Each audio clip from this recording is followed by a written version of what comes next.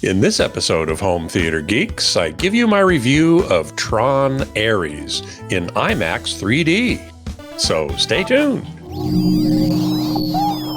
Podcasts you love. From people you trust.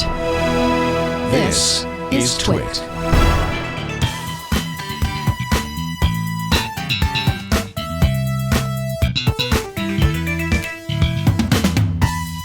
Hey there, Scott Wilkinson here, the Home Theater Geek.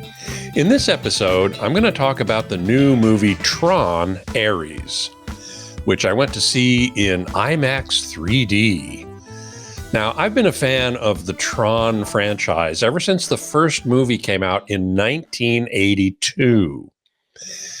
It used state-of-the-art CGI, which looks really crude by today's standards, but back then, they had 3 CGI companies, computer graphic companies, working on it.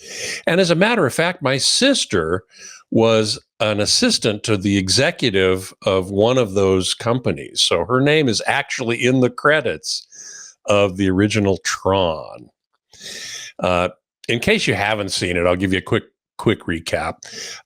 In the original movie Tron, a video game programmer by the name of Kevin Flynn, played by Jeff Bridges, gets digitized using a laser and enters the mainframe where the game is being developed.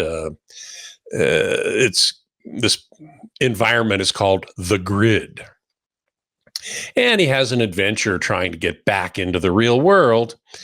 Other characters in the movie that are important to understand for the new one, David Warner plays Ed Dillinger, CEO of the game company Encom, which Kevin worked for.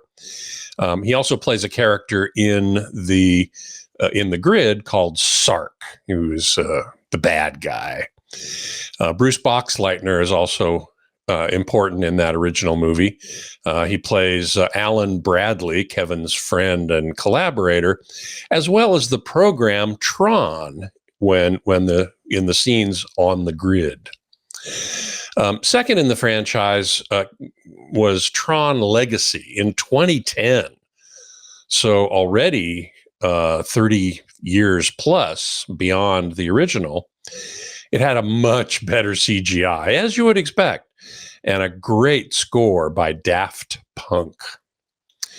It also had an interesting story, I thought. The reviews were only mixed, but I thought it was great. It followed from the first film. Kevin Flynn's son, Sam, played by Garrett Hedlund, enters the Grid looking for his father, who has disappeared and is being held captive, or he's trapped there in the Grid. He faces the evil program Clue, which is played by a digitally de-aged Jeff Bridges, which a lot of people objected to. I thought there was no problem at all, since it's in the Grid. Now, Kevin has created a race of sentient programs that Clue has all but wiped out. There's only one survivor, whose name is Cora, played by Olivia Wilde. Now, Flynn destroys Clue at the end of the movie, and by sacrificing himself, while Sam and Cora escape into the real world. And Bruce Boxleitner returns as Alan Bradley and as Tron in the Grid. Okay, now, 15 years after that comes the third installment, which is the subject of this review, Tron Ares. It stars Jared Leto as the titular character, a security program written by Julian Dillinger, played by Evan Peters, who is seen in this photo with Gillian Anderson, who plays his mother. Julian Dillinger is Ed Dillinger's grandson. And he now runs Dillinger Systems, which is a competitor to Encom. And his mother, Elizabeth, as I said, played by Gillian Anderson, is there as well. Now, Julian has devised a way to bring things from the Grid into the real world using lasers, including tanks and vehicles, as well as individual quote unquote people, such as Ares, and another security program called Athena. They're big into Greek mythology here, obviously. The Athena character is played by Jodie Turner-Smith. Now, the problem is things from the grid who are created into the real world only have 29 minutes before they de-res and vanish back into the grid. Why that is not really explained. It certainly didn't occur in the second movie. Okay, other characters of import. Eve Kim, played by Greta Lee, is the CEO now of Encom, and she and Julian are racing to find something called the Permanence Code, which was written by Flynn 40 years ago, that will allow things from the grid to be permanent in the real world. They don't have to disappear after 29 minutes. None of this is spoken about in the first or second movies. They just, all of a sudden, this concept appears. Now, Jeff Bridges returns as Kevin Flynn in this movie for a kind of an extended cameo. He's the only actor to appear in all three movies. And he looks a lot older even than he did in Legacy, which he looked, quite a bit older than he did in the original Tron, or that his de-aged version, the program Clue, looked in the second movie. Now, the whole point of this movie, Tron Ares, is that Ares starts to go beyond his militaristic programming and become more human with empathy and feelings. It's a common sci-fi trope. I mean, Data from Star Trek Next Generation, right? And there are lots of things carried over from the first two movies. Light cycles, for example, flying suits, those big floating ships called recognizers. And there are a lot of Easter eggs in this movie that harken back to the previous two. Especially, there's a scene or two in the original grid from the 1982 movie. With a light cycle and a little character called Bit, which is kind of supposed to be a computer bit. And there are some other more subtle ones too that people who are fans of the first movie will catch. Hey everybody, it's Leo Laporte. Are you trying to keep up with the world of Microsoft? It's moving fast, but we have two of the best experts in the world, Paul Thurrott and Richard Campbell. They join me every Wednesday to talk about the latest from Microsoft on Windows Weekly. It's not a lot more than just Windows. I hope you'll listen to the show every Wednesday. Easy enough. Just subscribe in your favorite podcast client to Windows Weekly or visit our website at twit.tv/WW. Microsoft's moving fast, but there's a way to stay ahead. That's Windows Weekly every Wednesday on TWiT. Now, Tron Ares was shot on IMAX cameras for a 1.90 to 1 aspect ratio in IMAX theaters. So that's where I went to see it. I found the largest IMAX screen I could, which is about an hour's drive away from my house, but I really wanted to check it out. And it was post-processed to be in 3D. It wasn't shot in 3D like Avatar, but they post-processed it into 3D. And I said, okay, I'll go check it out in 3D. IMAX uses polarizing 3D glasses, like Real D does in Dolby Cinemas and other theaters. Now, visually, the movie is stunning. It's beautiful. And the 3D works really well, especially in the grid, in the computer world. It just looks beautiful, and it works really well.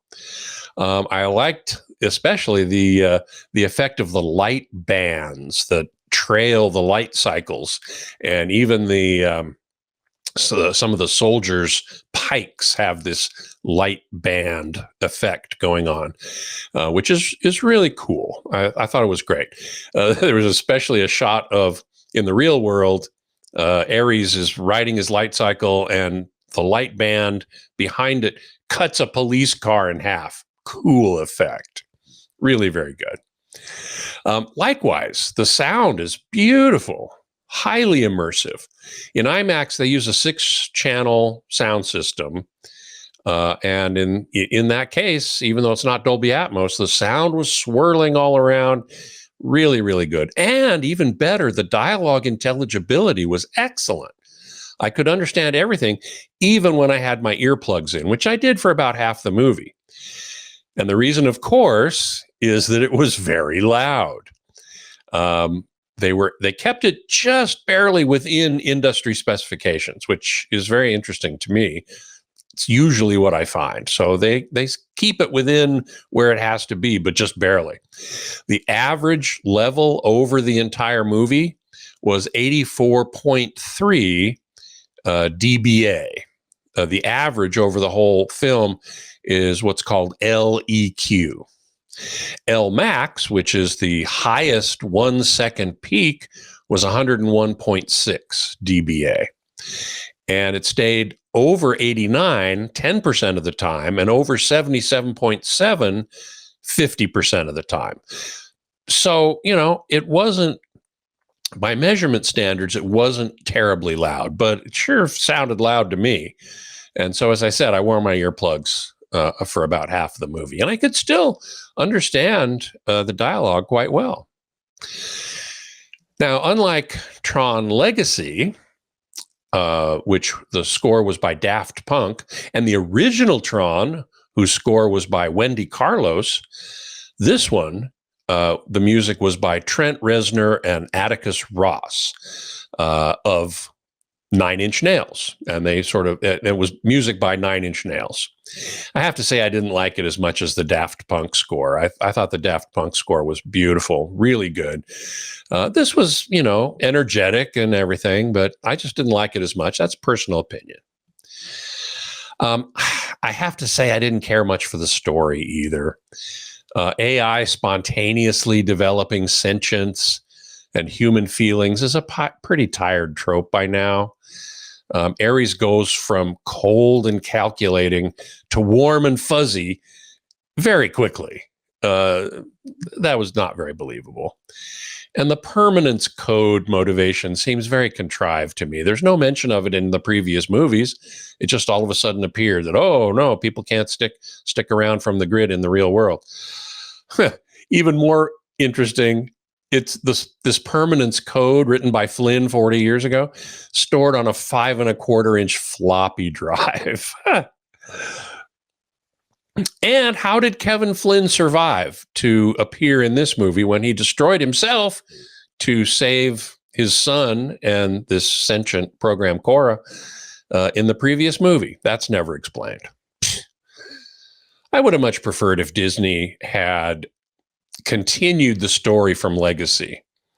What happened to Sam Flynn and Cora after they emerged into the real world? That would have been much more interesting. But of course, Garrett Hedlund and Olivia Wilde are now 15 years older than they were then.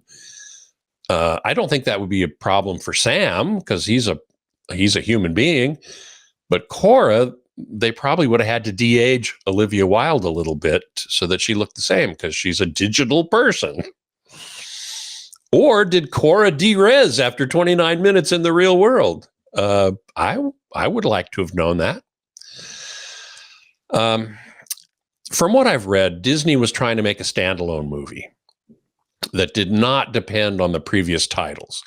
Although, as I said before, there were a ton of Easter eggs and lots of references back to the other two titles.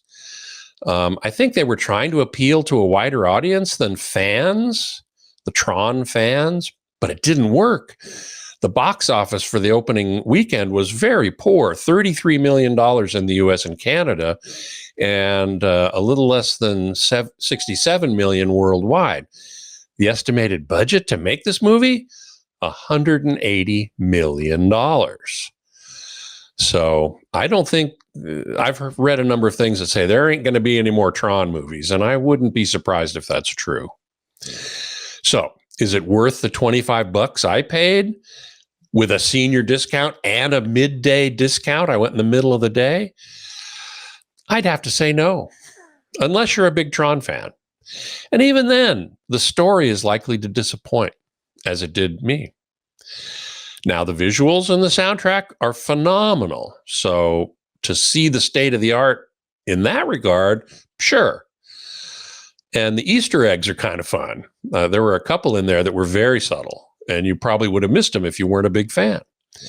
But as for the movie itself, I can't say I can really recommend it. So there you are. That's my impression of Tron Ares. Now, if you have a question for me, send it along to htg@twit.tv, and I'll answer as many as I can right here on the show. And as you know, TWiT has all of its shows on YouTube for free, but with ads. If you want to go ad-free, join the club. Go to twit.tv/clubtwit and join today. Until next time, geek out.